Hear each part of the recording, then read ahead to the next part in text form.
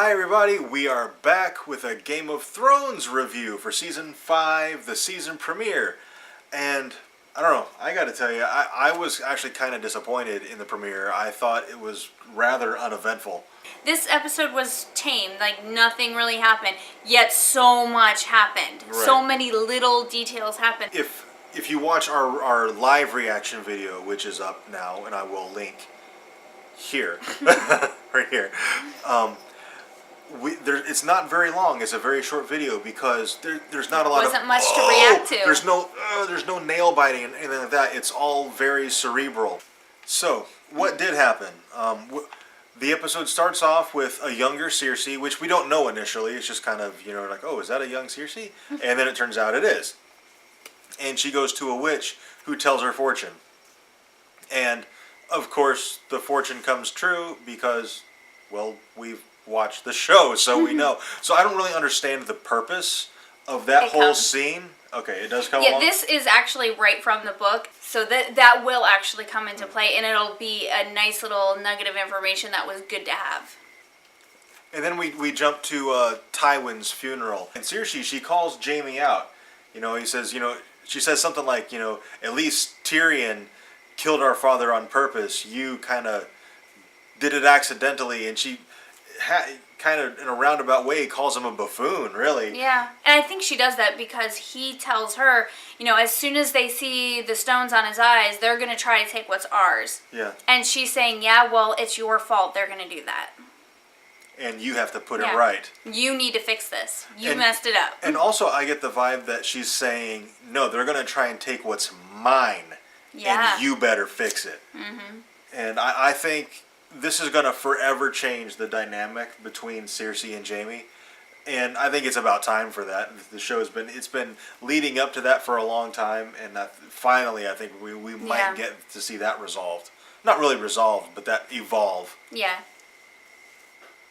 Okay, then we get to see Tyrion, and Tyrion's been smuggled across the sea in a crate. I guess he's been drunk the whole time, and it's because of course he's Tyrion. However many weeks or months or whatever it takes to cross that sea, and he's been in a crate drunk the entire time because he's Tyrion. So yes. And you can kind of half believe everything Varys says. So as a viewer, that's actually really interesting because it's an unreliable narrative. So you're like, oh man, I don't know what to think. Yeah. So right now, is he bullshitting us right now? in this episode, Varys was actually the most interesting character.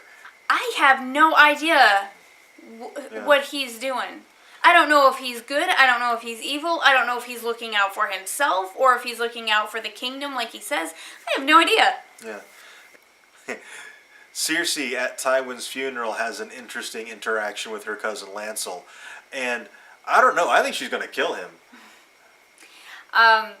Since I've read the books and I'm all completely caught up with the books, so I know where the storyline's going because this is from the books. They haven't gotten past the books in this, so I'm just going to refrain from commenting at all, but that little interaction that she had, that conversation, that is important. Keep that in mind. And Marjorie, she's speaking to her brother in a scene, and I forget what exactly she said, but it kind of hinted at that she might have a little conspiracy of her own against Cersei or against her betrothal or something. I don't know what's going on there, but that could end up being kind of interesting. But we don't get any expanding on that, and I think the episode really could have used that. Yeah. Marjorie's one of my favorite characters. She's kind of slowly grown on me. The costume designers on that show, I love them because her outfits are always phenomenal.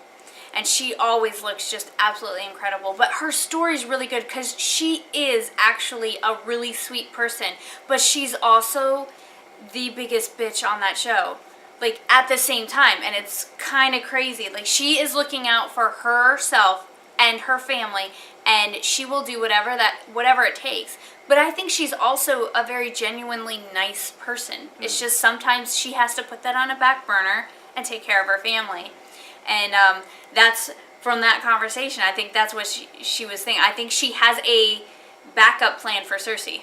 The last thing in this episode that I really wanted to talk about was Sansa. It seems like Sansa might be on her way to the wall with Littlefinger. And this is actually past the books.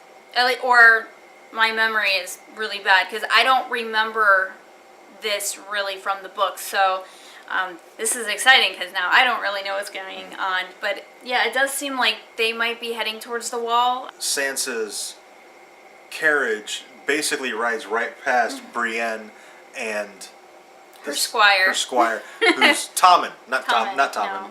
Podrick. Podrick, yes. Brienne and Podrick, and I don't know.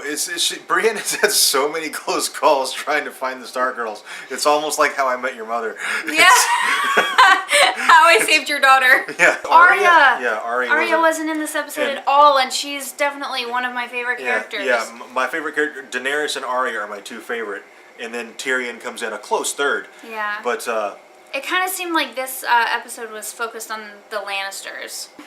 That's going to be it for this video. Please comment down in the comments and tell us if you agree or disagree with our assessment of this episode. If you disagree, that's fine. Let us know about it. We would love to have a conversation. So please remember to like this video, comment, of course, and subscribe. And we do Saturday Topic of the Week videos. We didn't do one yesterday because we were at MegaCon. We most likely won't do one this coming Saturday because we'll be at Star Wars Celebration in Anaheim. But please do put in the comments a suggestion for a topic for our Saturday videos, and we will look at all of them that we get throughout the entire stretch, and we'll choose the one that we think we can make the best video out of. And when we get to do those videos again, we will do them.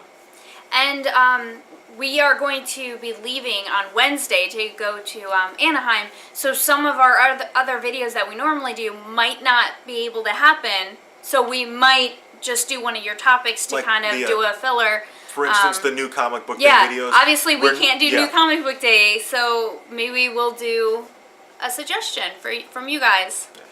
We really appreciate you guys watching. And we'll see you next time. Bye.